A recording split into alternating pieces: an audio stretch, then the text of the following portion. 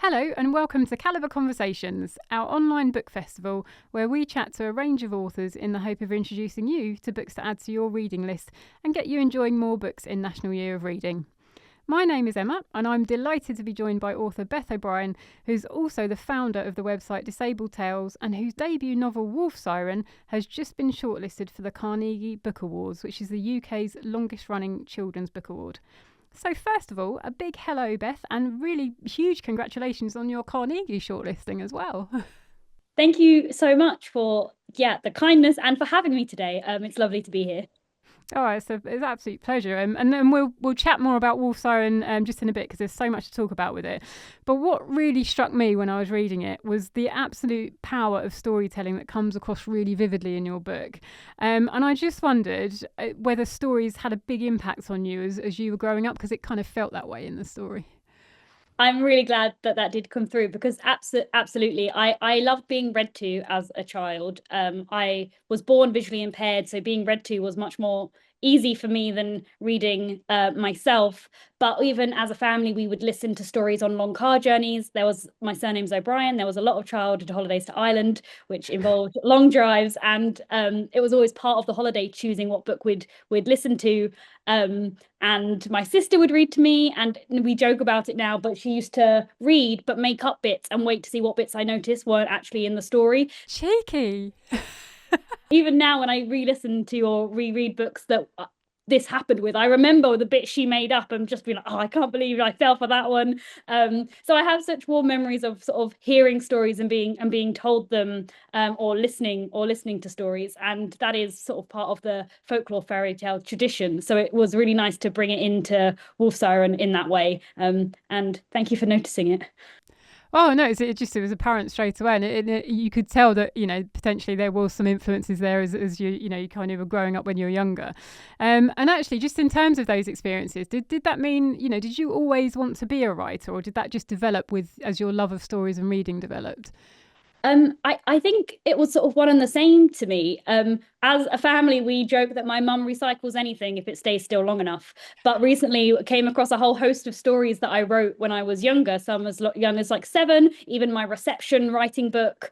And lots of the stories I wrote were based on things I'd read. So I have a story based on Charlie and the Chocolate Factory, or a poem based on Warhorse, or another story based on Private Peaceful, which were all books I really remember reading as a child and obviously loved. So I think for me, reading and writing when I was younger sort of went hand in hand. I would do both and loved both. I think at one point I did say I wanted to be an actress, but I think mostly I've always written stories. So I think, wanting to be a writer was the very cliche. Since I was a child, I wanted to do this. Well, good old mum for keep it. So did she keep those stories then? Yeah, she kept them all. And some of them are awful, so I don't know why she did, but it's very nice now to look back at them and to see what on earth I was up to. I have one that's called The Wild Wood, and it's probably the first fairy tale I wrote, but for no apparent reason in the middle of this story, I just go, it's a bear. And then there's no reference to like what happened or why or anything else. So I was obviously just having fun. Doesn't make much sense. So yeah, well, it's not my finest work, but it's nice to have. But that's where all stories should start, with having fun, shouldn't it? Just first of all, just write down what you want, and then you never know where that's going to take you. And that's interesting because actually, although you're sort of writing stories and were writing stories from when you were young, you actually first of all sort of published some poetry books, didn't you? So there's that kind of the poetry collections first of all that then came into Wolf. So you then wrote Wolf Siren after, which is your debut novel. So I just wonder, can you tell us a little bit about the story of Wolf Siren and kind of what inspired it? Yes. I have a very specific inspiration for this story. So it's based on Little Red Riding Hood. And at the time when I began it, I was doing a master's in creative writing, and I'd never really studied creative writing before. So it was all happening for me. But we had a week on fairy tales, and I wanted to do something disability related. But during my brainstorming around this, I decided, or I thought about it and decided it was objectively weird that Little Red Riding Hood does not notice that her grandmother has been replaced by a wolf. Because I think most people would notice, even if the wolf is wearing, like a nightcap and a dressing gown and whatever. But when I describe my own vision to sighted people, generally I describe it in terms of like context and guesswork being very key. So when I'm doing a school visit, I'll say whatever the color the kids' jumpers are, I know wherever there's a splodge of blue, there's a child. But if I was to see that same splodge of blue in the middle of a field, I wouldn't be able to work out who or what that was. So those two things together made me think, well, if my grandmother was replaced by a wolf, that would not be in my top 10 guesses of what had happened in that scenario.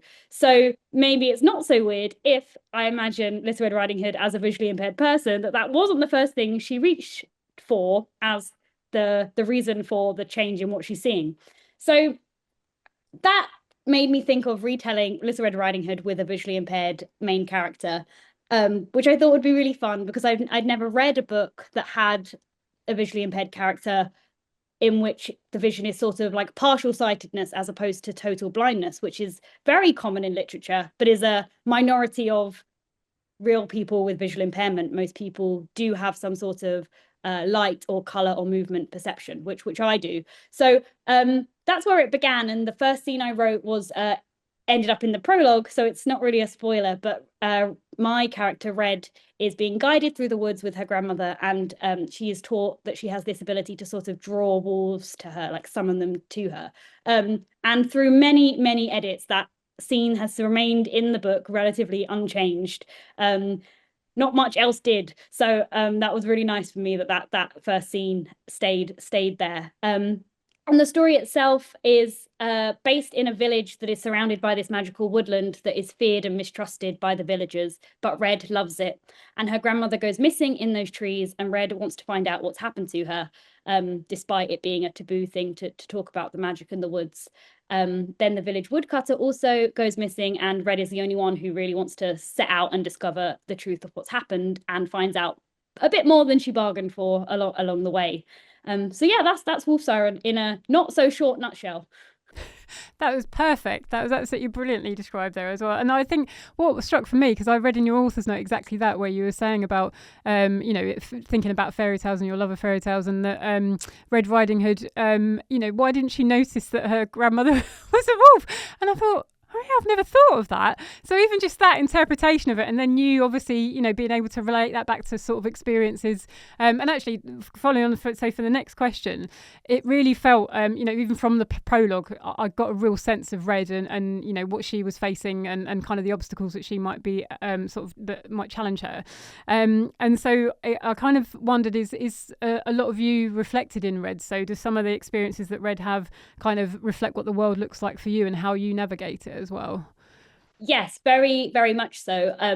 I based it, yeah, basically exactly on how and the way I see, with the slight caveat that in the year that this book has come out, I did have eye surgery and my vision has changed a little bit since then. It's just a bit blurrier than it was before. But at the time of writing, it was very much specifically based on the way I see, which is quite hard to describe to people. Normally I get asked a lot, oh, well, what do you see? And I don't ever really know how to answer it. So it was really nice just to be like, read this book, and then it's that, but without the magical trees and the wolves, unfortunately for me. But yeah, I enjoyed writing, I guess from my own perspective in that way, through my own eyes. But I also enjoy telling Red story where there's magic, and I was in charge of this magic. So in the woods, the trees very much help Red navigate a place that is quite a tricky place for her to navigate without magic. I would personally fall over a lot in the woods, but the trees are there as like a helping hand, which I love doing because often magic in fairy tales is used to cure disability, where I liked being able to sort of construct it so that it was sort of her means of accessibility instead. That was fun for me to do. Yeah, and that came across really well, because I think that's the other thing is, I think you wrote about, it must I wonder if it must have been quite challenging for you to sort of reflect Red's experiences on paper, and so that people like with no lived experience of it could really understand it. But I think that came across really well. But to you, did you feel like you captured it as well as you wanted to on there? I did it as well as I could, and it was a strange one, especially the time I was writing it during my master's. I was giving people a lot of stuff I'd written and getting their feedback, and often I was getting things like, "This is a bit vague," or "I'm not really sure what you're describing here," because I was unknowingly just writing what I see, which isn't a lot. And my editors really helped with this for Wolf Siren specifically, because I don't know what round this was on. A few rounds in, one of my editors was like, Beth, I have no idea who any of these characters are because you've not described what any of them look like. And I hadn't consciously not tried to describe people because I can see something, but all the descriptions that I could give were very generic, like they have brown hair, they are short, when that's not very memorable either.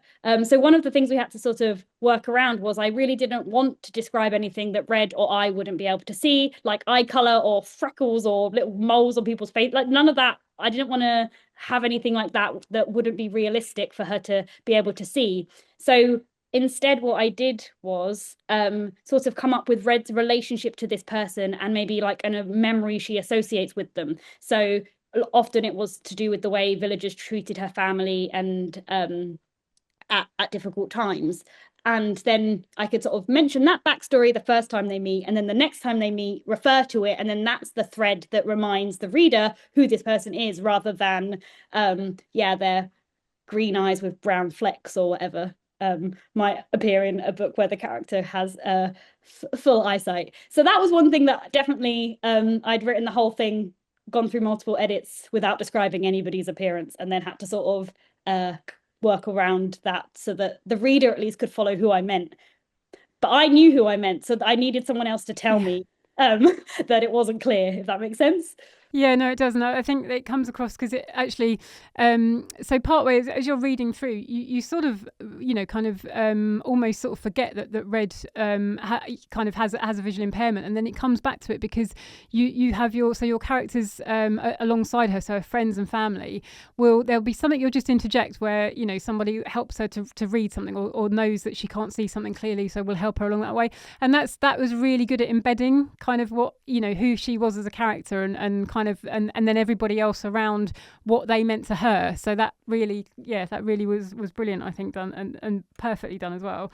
Now, you've obviously got a really great passion for fairy tales. So do you have a favourite one yourself, or one that you always return to? I'm so bad at favorites generally, but I did think about this because I there are so many, and at the moment I'm working on a project which is featuring a whole range of folk tales featuring disabled characters.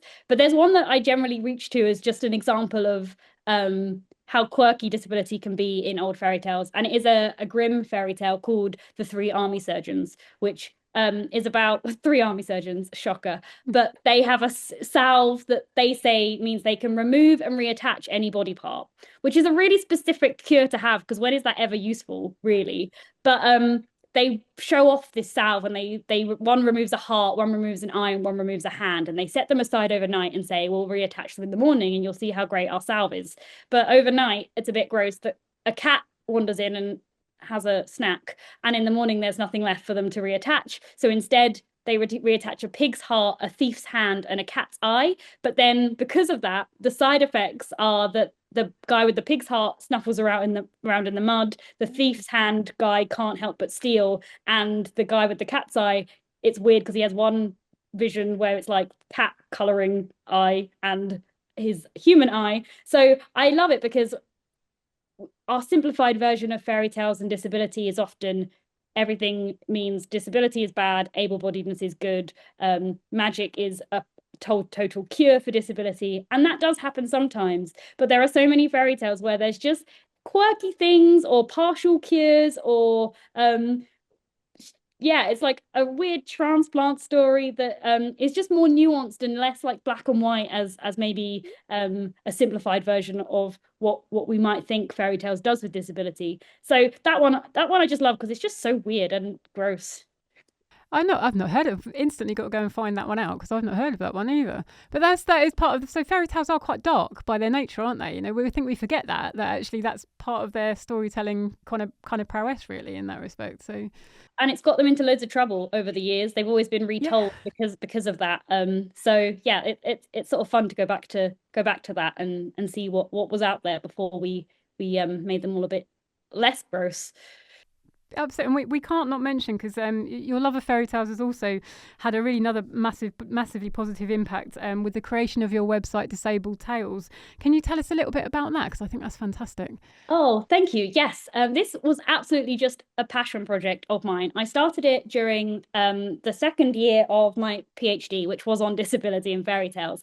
And I just started a website and put it out there that it was a place for disabled creators to send in poetry, fiction, essays, and artwork that spoke in some way to the theme of disability in folklore and fairy tales.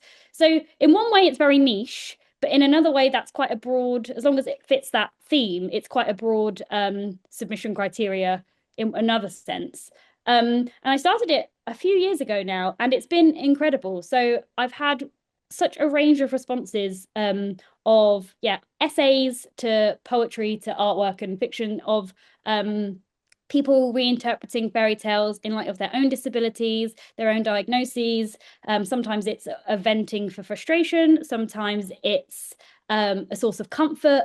And it's just been absolutely mind-blowing to see how the same story can mean different things to different people, and how well fairy tales act as sort of I guess, a vehicle for people to see themselves or challenge expectations of themselves. So it's been wonderful. I think I've published over 100 pieces now of creative work in all of those forms.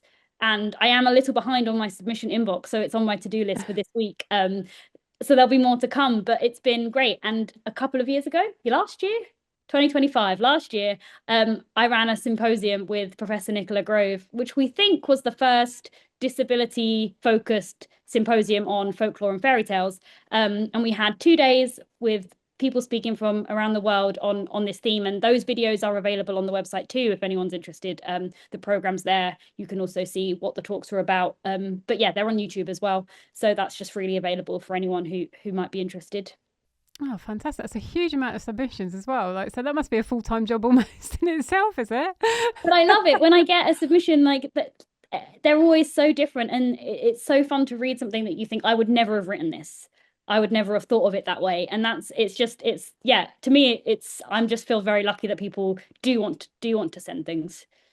But as you say, you've picked a platform. So fairy tales are such a great vehicle and a great platform for imagination anyway. So regardless of anything else, it's a great base to start from. And actually, one of the sort of kind of going on from that, really, I just wondered what your thoughts are on disability representation in books, and particularly in kind of children's stories. Yeah, I think disability representation has improved a lot since I was a kid. I think specifically, I touched on it a bit earlier, visual impairment wise, I think it just seems simpler for authors to imagine a character as totally blind rather than partially sighted. It is harder to describe things or to sort of make it seem consistent. But it was something that growing up, I never read a character like that. Characters always sort of were totally blind in books if they had any visual impairment at all. And that is something that I really wanted to sort of change for my story, and for it to be sort of just part of her character, but not sort of dependent. The whole plot doesn't ride on that. It's just a part of her. So that's something that definitely I consciously did for Wolf Siren. But beyond that, I think there is much more diversity disability wise within children's books, especially, I think, and I hope it just continues. And this, I don't know if this is controversial, but I also I hope that more able-bodied authors write more disabled characters, because I think there was a bit of a push for own voices as a thing, which is great. And obviously my story is an own voices narrative. But I think in sort of suggesting that only disabled people should write disabled people, it's put some authors off including maybe representation that might be great. And I suppose this is quite a long answer, very sorry, but my work with fairy tales is really interesting for seeing how disability through time has been featured in literature. And it used to be way more nuanced, in that the disabled person could be the hero, the villain, a side character, a main character. Whereas now, um, I think there's maybe more so on TV and things, but it's more of a simplified version of disability can be a shorthand for villainy, or they're some sort of like superhero character. And the more representation we have, the more we have an ability to explore all of the different ways a disabled person can live. But while we only have the extremes of superhero or villain, it makes everything quite 2D. Whereas my ideal, if I was in charge of all of the arts, would be that we could have a disabled villain, and it wouldn't be a big deal because we also have a million other instances of them being side characters and main characters and good and bad and just human rather than a stand-in for some sort of morality. That's quite a long answer, so I will stop there. That's a great answer. So for me, I would think that if you are an able-bodied author, putting in a disabled character from your viewpoint, what I would assume, from what I know about authors, having interviewed them, is that they do a lot of research. So surely it would be a good thing because it would make them walk a mile in that person's shoes in terms of, finding out about the conditions, and so they're writing authentic characters. And in that way, that's only got to raise awareness, surely, of it. So it could potentially be a positive thing in that respect. And as you say, sure, the wider representation that you can possibly get must be a good, can only have a good impact on sort of what people are reading, and that will introduce more people to those, more there'll be able-bodied readers that are being introduced to those conditions and the people and what they're facing, and then actually then they get an understanding, so they can kind of pass that on. So it's yeah, I'm with you. Thank you. I'm glad. Thank you. I'm glad I explained it okay, because I'm not saying that disabled people shouldn't be writing their own stories as well, but I think there has been a bit of a fear around offending people or doing it wrong. But I just think the more out there, the more confident people will get in like we research everything. Like if you're writing historical fiction, you have to research. So I think it should be viewed in that way. And yeah, the more people writing these stories, the better. Yeah, like you said, and it's like a domino effect, I suppose. Now, I cannot not mention here one of your other hugely important and valuable roles that you do, is that you really kindly support us at Calibre Audio in our work by volunteering with us as a checker. Now, how have you found that experience of being a volunteer, and what does it mean to you to do that role and be part of our team? Oh, I just love it. So I think I've been doing it for over a year now. I think just over a year. Yeah. And I love it because I'm a massive audiobook listener, as I've already said. And I saw it come up on social media that Calibre Audio were looking for audio checkers, and I already used Calibre as a normal user. I already used the library. And I just get sent files. I just get to listen to an audiobook, and I just note down if there's any, I don't know, audio anomalies, or the narrator they're all wonderful volunteers, if they stumble over some words or that sort of thing, write down the timestamp and then just send back the timesheet. So it's such a nice thing for me to do. In one, like, I have listened to books that I wouldn't have otherwise have heard, and I love using Calibre, so it just feels like a really natural thing for me to have volunteered to do, because I use the service, and this is something that I can offer and enjoy doing. So it's not that selfless, to be honest. And I love helping with Calibre because I've had we all want to support libraries, right? And I can't read normal size printed books like at all. And before, I've subscribed to like my local library and got their library app, but then that's not compatible with a screen reader. Same for some other retail providers who you can buy the ebook through. And Kindle is my best one for accessibility, and I know not everyone likes to use Amazon. So, but Calibre is just exactly what I would want if I was in charge of a library. And I remember as a kid borrowing audio CDs from the book library, and that being exciting. So this just feels like the next digital step on from there. I recommend Calibre to anybody who is eligible, because it's just such a great thing, and that people can request books, and then you lovely people try and source them. I think it's great. I would have loved to have had Calibre when I was growing up when audiobooks were very expensive or didn't come out at the same time as the printed book. So as a Harry Potter fan, that was infuriating, waiting for the delay in the large print book or the audio tapes and then CDs at the time. So yeah, I just love it. It's great that Calibre exists, and I want it to keep existing forever. Oh, well, thank you very much. Well, we're absolutely delighted to have you as a volunteer and as a member as well. So, in using our service. So, thank you so much to you, because yeah, without you doing what you do, we couldn't do it basically. Now, so obviously, as you know, we're all about audiobooks in the work we do, because that is the format that our members need to be able to access reading. I'm really pleased to report that Wolf Siren is an audio. Now, how important is it for you to have that book, your book, in this format? And what part do you think that audio has to play in helping people to access reading and to bring stories to life? Yeah, that's a really good question. I am so happy that my novels have audio versions. I would definitely fight for it to have it if it wasn't sort of had already been offered as part of the publication deal. For me, when I say I've read something, I generally mean I've listened to it. That's my default meaning for book, is audiobook.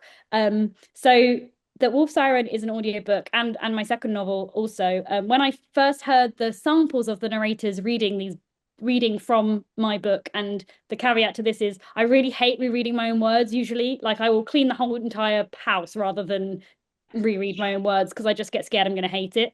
But listening to Neve Longford for Wolf Siren and Claire Morgan for Feathervane, my second book, listening to their samples just made me be like, oh my gosh, it's a real book, in a way I assume sighted authors get when they like pick up the physical copy. But for me, it was hearing that sample being like, oh God, they're professional actors reading out my words. This is crazy.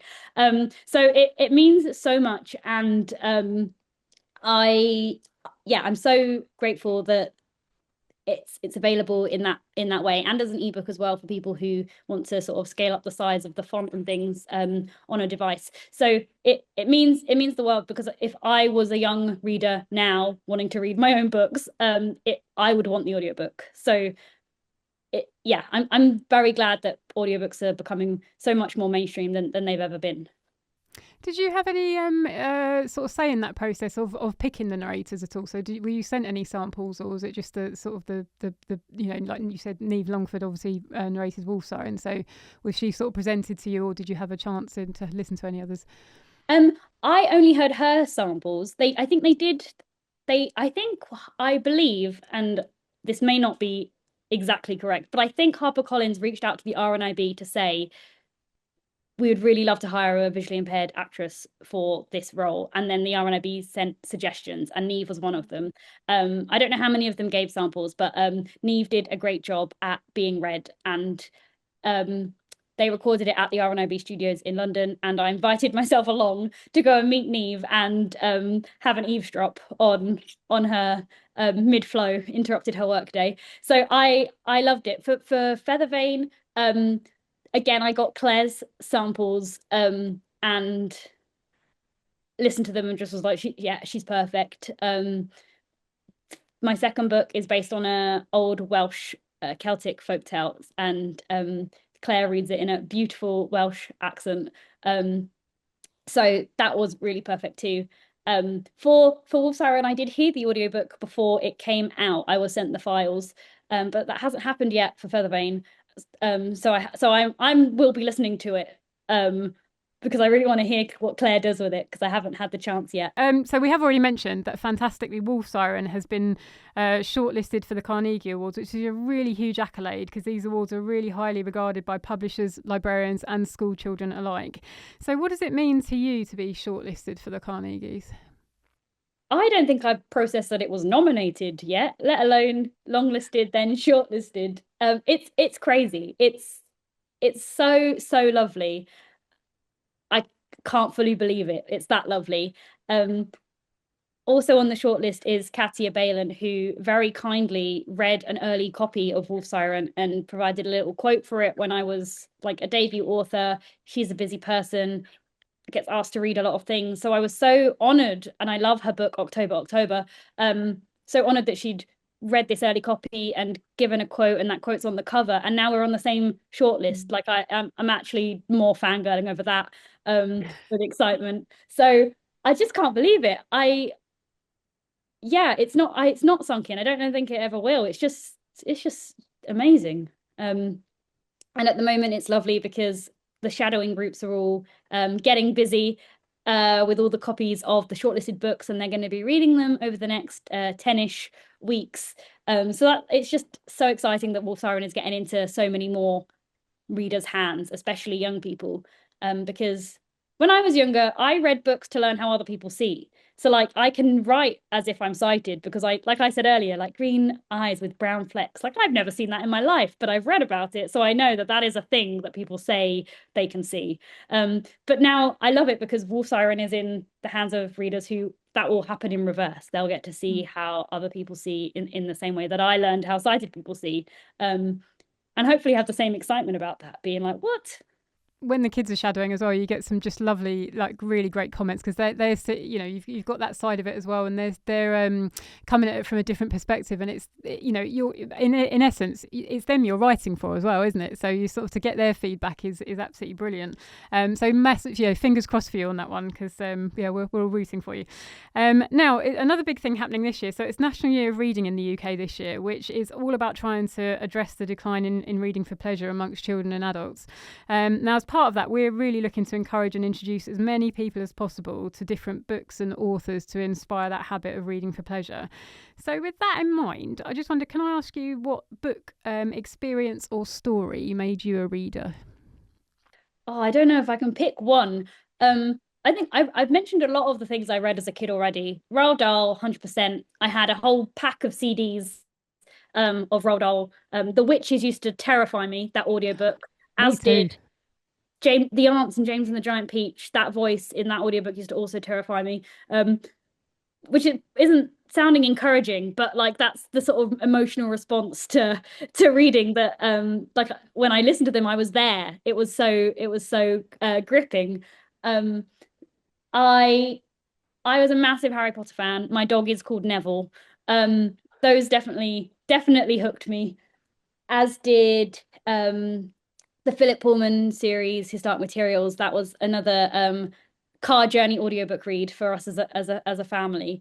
So I know I'm not giving you one, but I I don't know that there was one. I loved I loved escaping into other worlds, and I guess all of those have sort of magical elements that the real world sadly doesn't have. So yeah, that would be my not so succinct answer.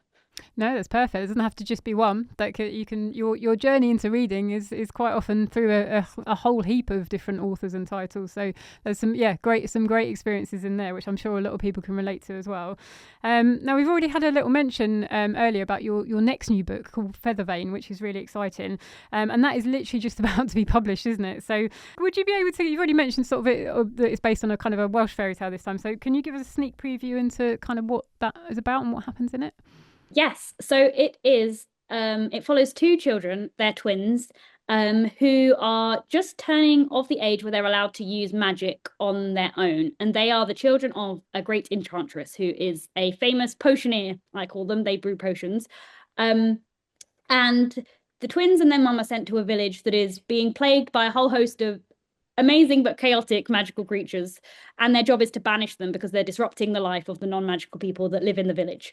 But the twins are very different in appearance. So the boy is covered in feathers, and the girl is described by everybody as being very beautiful. And the more scared non-magic people are of magic, the worse they treat the boy Morfran, who is covered in feathers.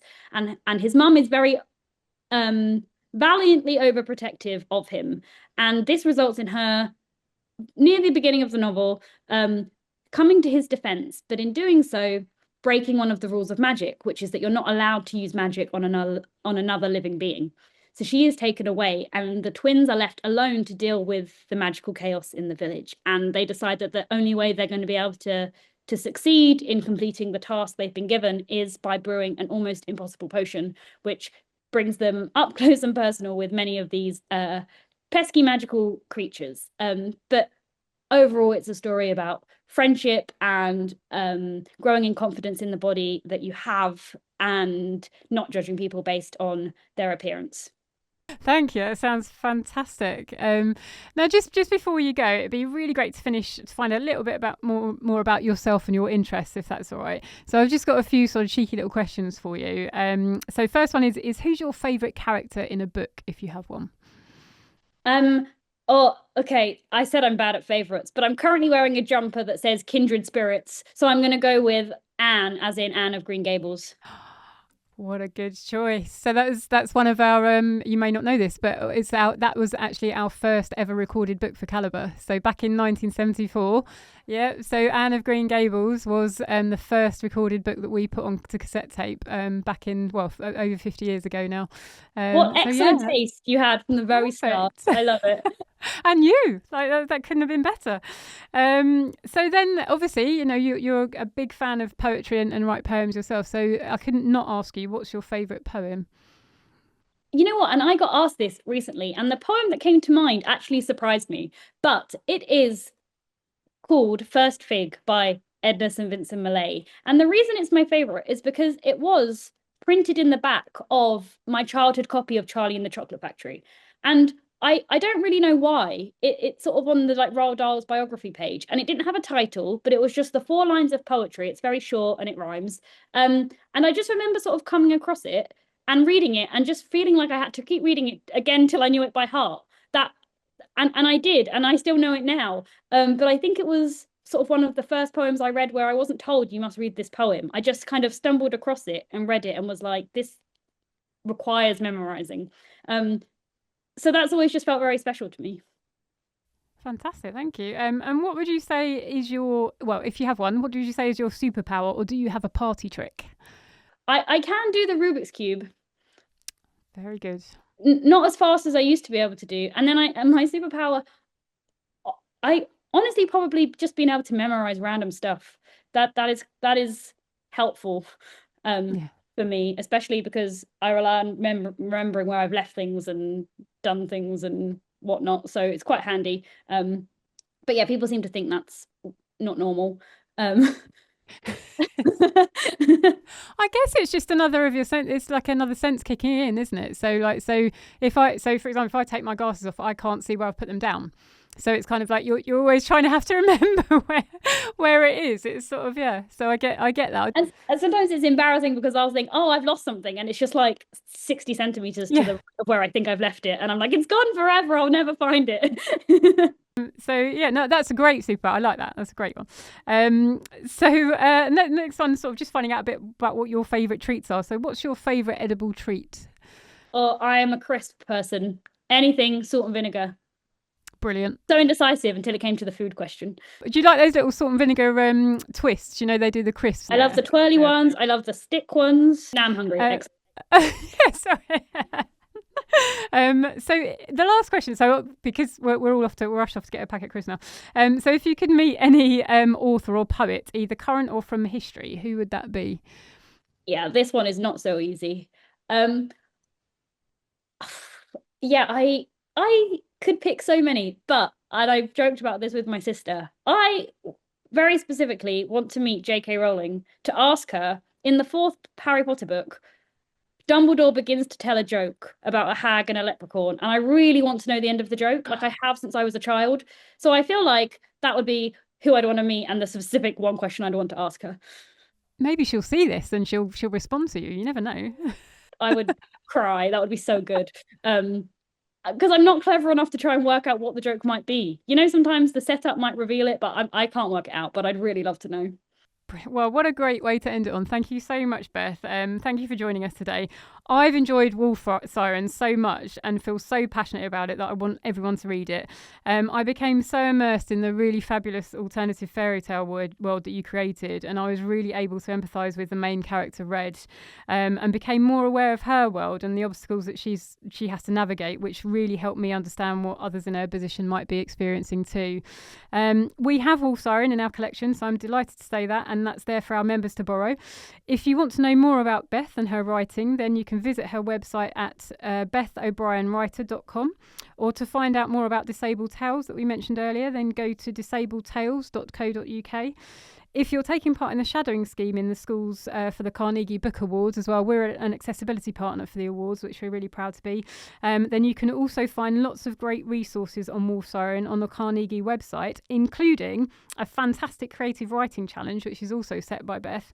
So you can find that at carnegies.co.uk/books/Wolf-Siren. So that only leaves me to say a really big thank you to you, Beth, for joining us today. So thank you very much. Thank you so much for having me. It's been an absolute pleasure.